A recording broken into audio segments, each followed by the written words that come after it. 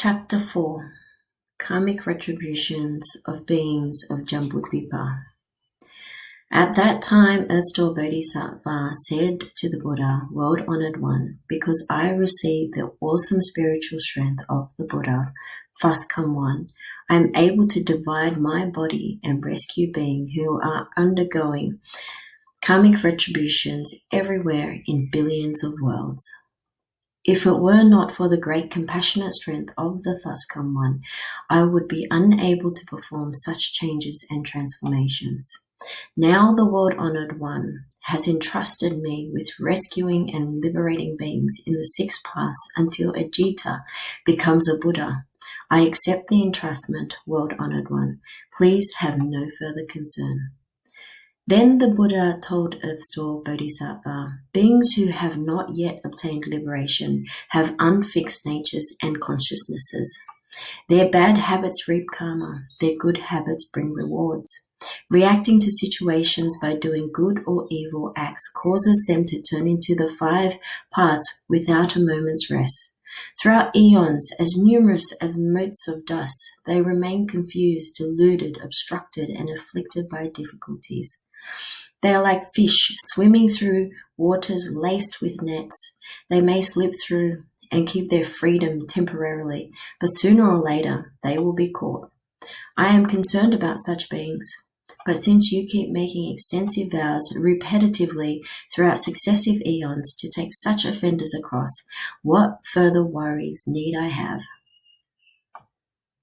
After that was said, a Bodhisattva Mahasattva in the assembly named Samadhi Self-Mastery King said to the Buddha, World-Honored One, what vows has Earthstore Bodhisattva made during so many successive eons that he now receives the World-Honored One's special praise? We hope the World-Honored One will tell us about that.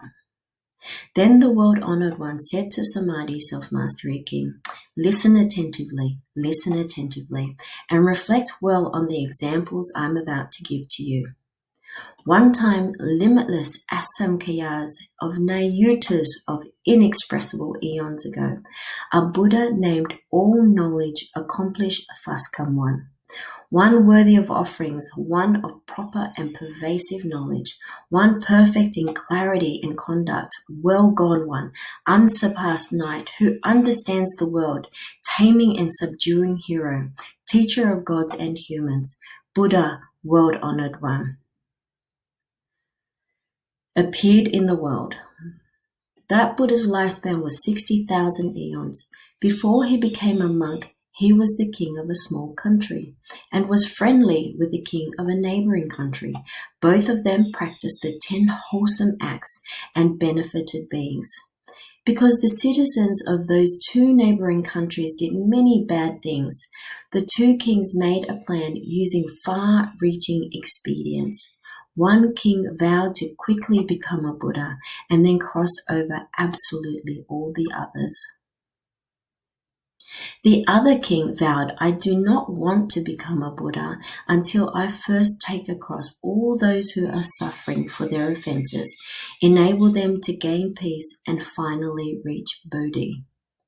The Buddha told the Bodhisattva Samadhi Self-Mastery King, the king who vowed to become a Buddha quickly is all knowledge accomplished thus come one. The king who vowed to keep crossing over beings who are suffering for their offenses rather than become a Buddha is Earthstore Bodhisattva. Another time, limitless asamkhaya eons ago, a Buddha named Pure Lotus Eyes, thus come one, appeared in the world. His lifespan was 40 eons. In his Dharma image age, an arahat who had blessings from rescuing beings met a woman named Bright Eyes, who offered a meal to him once while he was teaching and transforming beings. What is your wish? Asked the arahat. Bright Eyes replied, on the day of my mother's death, I performed meritorious deeds for her rescue, but I do not know where my mother is now. Sympathizing with her, the arahat entered into samadhi to contemplate and saw that Bright Eyes' mother had fallen into a bad destiny, where she was undergoing extreme suffering. The Arahat asked Bright Eyes, what karma did your mother commit while alive that makes her now have to undergo such terrible suffering in a bad destiny? Bright Eyes replied, my mother enjoyed eating fish, turtles, and the like. She especially liked to fry or broil the eggs of fish and turtles. Every time she ate those, she took thousands of lives. O Venerable One, please be compassionate and tell me how she can be saved. The Arahat took pity on Bright Eyes and used an expedient device. He urged Bright Eyes, saying with sincere resolve, be mindful of pure lotus eyes, thus come one, and also make carved and painted images of him. By doing so, both the living and the dead will be rewarded. Bright Eyes heard that, quickly renounced everything she loved, and swiftly commissioned painted images of the Buddha. Then she made offerings before them. The reverence she felt moved her to tears, and she wept in grief as she beheld and bowed to the Buddha. Suddenly, near the end of the night, in a dream, she saw that Buddha's body, dazzling gold in color and as large as Mount Sumeru, emitting great light. He said to Bright Eyes, your mother will be born in your household before long, and as soon as the infant can feel hunger and cold, it will speak. Shortly thereafter, a maidservant in the house bore a son who spoke before he was 3 days old. Lowering his head and weeping, he said to Bright Eyes, the karmic conditions we create during our lives and deaths result in retributions that we ourselves must undergo. I was your mother, and I have been in darkness for a long time. Since you and I parted, I have repetitively fallen into the great hells. Upon receiving the power of your blessings, I have gained rebirth as a servant's child with a short lifespan. 13 years from now, I will fall into the evil paths again. Do you have some way to free me so that I can avoid them? When Bright Eyes heard those words, she knew without a doubt that they were her mother's. Choked with sobs, she said to the servant's child, since you were my mother, you should know your own past offenses. What karma did you create that caused you to fall into the evil paths? The maidservant's child answered, I am undergoing retribution for 2 kinds of karma, killing and slandering. Had I not received the blessings you earned to rescue me from difficulty, I would not yet be released from that karma. Bright Eyes asked, what happens in the hells when beings undergo retributions for their offenses? The maidservant's son answered, I can't bear to speak of the ways in which beings suffer for their offenses. Even if I lived for 100,000 years, I would find it hard to talk about. When Bright Eyes heard that, she wept bitterly and spoke into space, saying, I vow that my mother will be released from the hells forever. At the end of these 13 years, she will be finished with her heavy offenses and will not go back to the evil paths.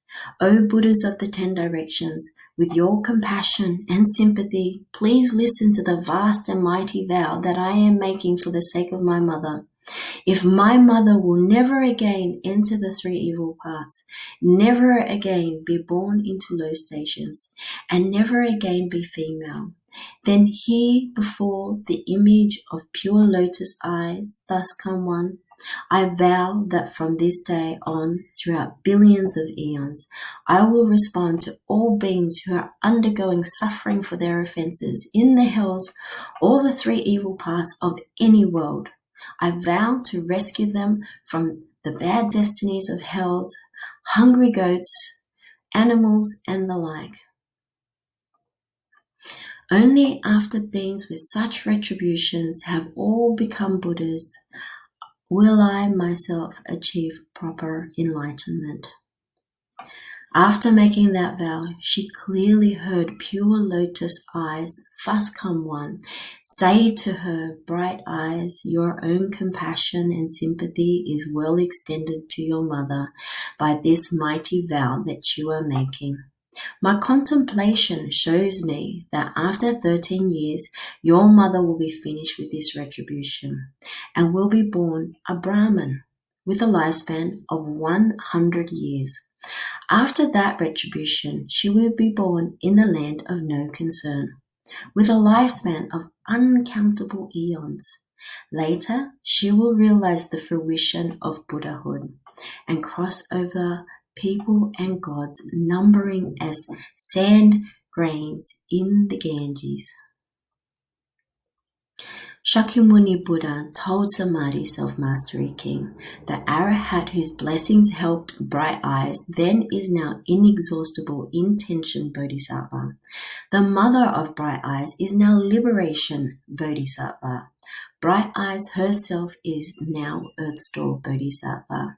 He has been extending his compassion and sympathy like that from distant eons onwards by making vows as many as Ganges sands to rescue vast numbers of beings. Men and women in the future may fail to do good deeds and only do evil, may not believe in cause and effect, may indulge in sexual misconduct and false speech, may use divisive and harsh speech, and may slander the great vehicle. Beings with karma like that should certainly fall into bad destinies. But if they encounter good and wise advisors who exhort them and lead them quickly to take refuge with Earth-Store Bodhisattva, those beings will just as quickly be released from their retributions in the three evil paths. If those beings are resolved and respectful, if they behold, bow to and praise the Bodhisattva, if they make offerings of flowers, incense, clothing, jewels, food, and drink to him, they will enjoy supremely wonderful bliss in the heavens for billions of eons. When their blessings in the heavens end and they are born as people, they will have the potential to be leaders of nations throughout billions of eons who are able to remember all aspects of causes and effects from previous lives. O Samadhi Self-Mastery King, Earth-Store Bodhisattva has such inconceivable, great, awesome spiritual power that he uses expansively for the benefit of beings. All of you Bodhisattvas should remember this sutra and proclaim it and widely spread it. Samadhi Self-Mastery King said to the Buddha, World-Honored One, please do not be concerned. We billions of Bodhisattva Mahasattva, based on the Buddha's awesome spiritual strength, will certainly proclaim this sutra widely throughout Jambudvipa for the benefit of beings. Having spoken thus to the world-honored one, Samadhi Self-Mastery King Bodhisattva put his palms together respectfully, bowed, and withdrew. At that time, the four heavenly kings arose from their seat, put their palms together respectfully, and said to the Buddha, World-honored one, Earth-Store Bodhisattva has been making such great vows from distant eons onwards. Why is that up to now, he has not yet finished taking beings across? Why does he continue to renew his vast and mighty vows? Please, world-honored one, explain that for us. The Buddha told the four heavenly kings, Excellent, excellent. Now to bring benefit to you and to extend that benefit to people and gods of the present and future, I will speak about how Earth-Store Bodhisattva uses his compassion and sympathy within the paths of birth and death in Jambudvipa in the Saha world to rescue, take across, and liberate beings who are undergoing suffering for their offenses. The four heavenly kings replied, Please, world-honored one, we would like to hear about his work. The Buddha told the four heavenly kings, from distant eons onwards to the present, Earth-Store Bodhisattva has been taking across and liberating beings. Since what he vows to do is still not finished, he continues with compassion and sympathy to help beings suffering for their offences in this world. Moreover, he sees the ceaseless tangle of their causes extending on through infinite future eons. Because of that, he renews his vows. Thus, in this Saha world on the continent of Jambudvipa, this Bodhisattva teaches and transforms beings by means of billions of expedient devices. For heavenly kings, to killers, earth-store Bodhisattva says that short lifespan will be the retribution. To robbers, he says that poverty and acute suffering will be the retribution. To those who indulge in improper sex, he says that rebirth as pigeons or mandarin drakes or ducks will be the retribution. To those who use harsh speech, he says that quarreling families will be the retribution. To those who slander, he says that being tongueless and having cankerous mouths will be the retribution. To the hateful, he says that being ugly and crippled will be the retribution. To the stingy, he says that not getting what they seek will be the retribution. To the gluttons, he says that hunger, thirst, and sicknesses of the throat will be the retribution. To hunters, he says that a frightening insanity that destroys one's life will be the retribution. To those who oppose their parents, he says that being killed in natural disasters will be the retribution. To arsons who burn mountains and forests, he says that trying to take one's own life in the confusion of insanity will be the retribution. To cruel parents or step-parents, he says that being flogged in future lives will be the retribution. To those who net and trap animals, he says that being separated from one's own relatives will be the retribution. To those who slander the triple jewel, he says that being blind, deaf, or mute will be the retribution. To those who slight the Dharma and regard the teachings with arrogance, he says that remaining in the bad paths forever will be the retribution. To those who destroy or misuse possessions of the eternally dwelling, he says that revolving in the hells for billions of eons will be the retribution. To those who defile the pure conduct of others and bear false witness against members of the Sangha, he says that remaining in the animal realm forever will be the retribution. To those who scold, burn, behead, maim, or otherwise harm beings, he says that undergoing repayment in kind will be the retribution. To those who violate precepts and the regulations of pure eating, he says that being born as birds or beasts that must suffer hunger and thirst will be the retribution. To those who make unprincipled and destructive use of things, he says that being unable to ever obtain what they seek will be the retribution. To the arrogant and haughty, he says that being servile and of low station will be the retribution. To those who use backbiting to cause discord among others, he says that being tongueless or having speech impediments will be the retribution. To those with deviant views, he says that being reborn in undeveloped regions will be the retribution. The bad habits involving body, mouth, and mind karma that beings of Jambudvipa perpetuate result in hundreds and thousands of retribution like those. I have listed only a few examples here. Since the karma created by beings of Jambudvipa calls forth different karmic responses, Earth-store Bodhisattva uses hundreds and thousands of expedient means to teach and transform them.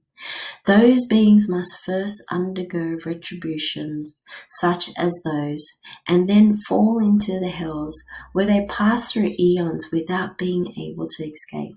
You should therefore protect people and protect nations.